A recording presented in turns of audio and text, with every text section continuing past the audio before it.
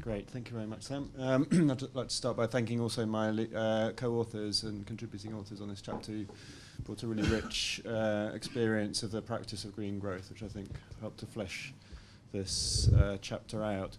Just to explain the sort of aims of the chapter, it follows on very nicely, I think, from what Jason was just saying, which is, once you've developed your vision and overall goals and targets and explained and agreed on what the benefits are of green growth, you've then got to decide what you're actually going to do.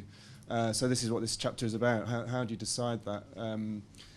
What was interesting as we developed this was the level of iteration that goes on in terms of analysing what you're actually going to do actually affects kind of what the targets are. So it's a little bit less linear than you might think, but in any case, that's the kind of scope of what we're trying to do in this chapter. So I guess the chapter starts with just a little bit of jargon busting, trying to understand what we're talking about here. So options describes a set of things that you're actually going to do to achieve the green growth, so it's technologies, behaviours, etc. The tools and methods is what we were trying to explore as ways of understanding and analysing usually the costs, but also the effects and benefits of those options. And then pathways and scenarios we also wanted to include in the chapter as a way of exploring different pathways to achieve the goals and visions, because that's quite often a tool that's used in a lot of green growth planning and to explore uncertainties and different sensitivities. So there's a whole bunch of different cases listed there. I'm not going to go through all of them, but I'll pick on a few of them as I go through these different aspects of the chapter. And I think we tried to cover quite a lot of ground in our case studies in this chapter because there's such a different range and actually an unexpectedly large range of reasons why people use different tools and what they're actually trying to get out of it. So I'll hopefully give you a little bit of a flavour of that today. So in terms of the tools and methods themselves, we started off with a review of the literature and more theoretical aspects of the range of tools available for analysing green growth, and they're huge. Okay, so I mean, just within the energy sector, which is my field, you've got very rather simple approaches of cost-effectiveness analysis at one end of the spectrum through to very advanced optimization simulation models of electricity systems and whole energy systems and integrated assessment type of approaches. And so there's far more tools available than you could possibly sort of, hope to want or be able to get through if you were trying to, even review them, let alone use them. We try and go through the sort of pros and cons of those things and look at the importance of being able to assess uncertainty, for example, and sensitivities, and the importance, for example, of combining top-down type of models which can deal with macroeconomic issues with bottom-up tools which can deal with a bit more of the technological detail. I would echo the comments of Jason earlier about the sort of appropriateness of different types of model for different country contexts in terms of complexity. One of the results of the case studies we found was that the tools need to be tailored to the country's, the local context of the country and the ability of those countries to kind of actually have the expertise to run those models and so on. But having said that, it's also, I think, important to remember that the choice of tools is actually quite important, because the framing of the tool, the analytical tool, quite often determines the type of questions you can ask, and therefore the kind of answers you're going to get.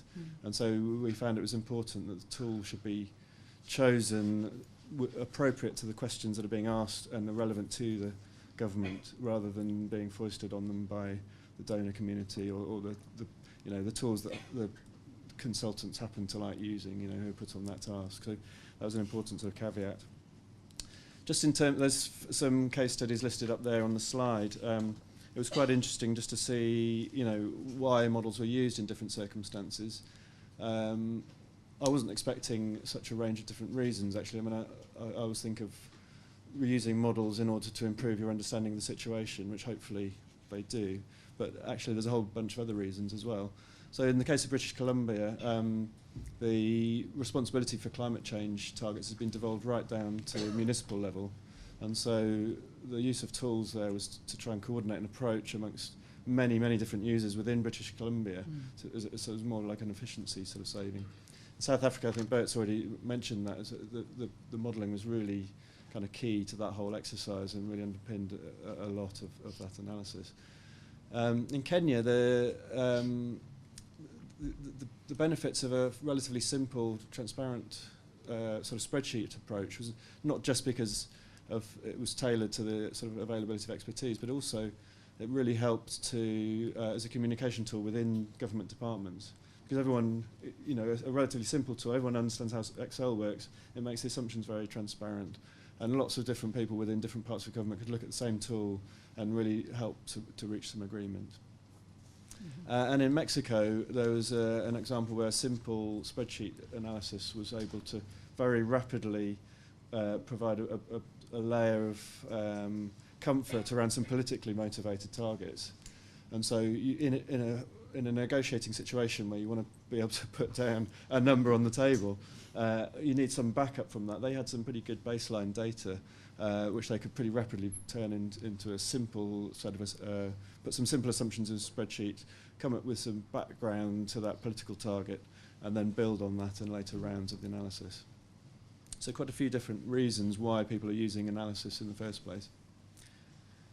So then we move on to how you actually do the analysis. I guess once you've decided on the tool, you start to populate it and so on. But the first step, taking a step back from that, is to actually even identify the range of options that you want to analyse.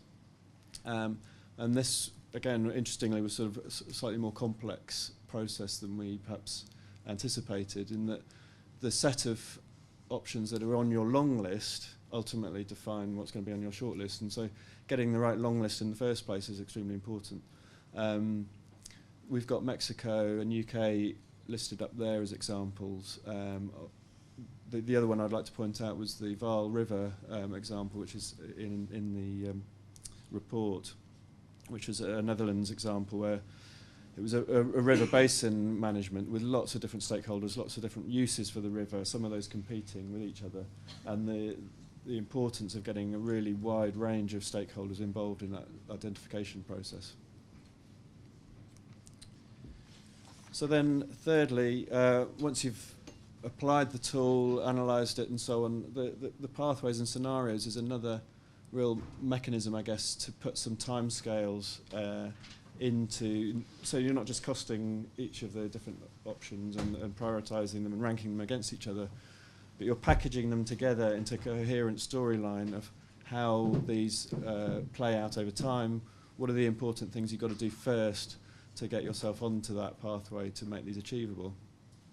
It was also interesting just seeing a couple of different ways in which pathways and scenarios were used in different cases. So, for example, sometimes they were really as a stakeholder engagement type of exercise where you use it to show that achieving a certain target is achievable. You're mapping out in more detail. It's really acting as a bridge between the vision, the high-level vision, and the sort of detailed implementation plan.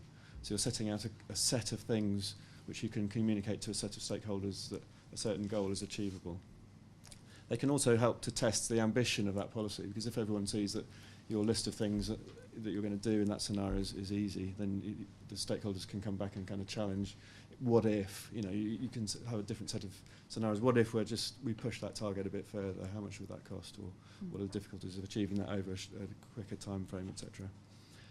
And they can also be used at a more technical level to try and understand the uncertainties and sensitivities and robustness of particular pathways getting to the target.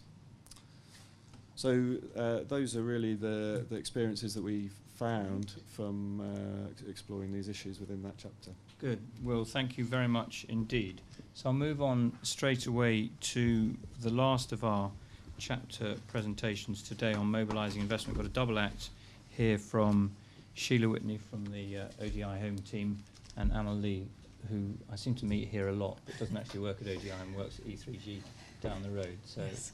Anna Lee, thank you.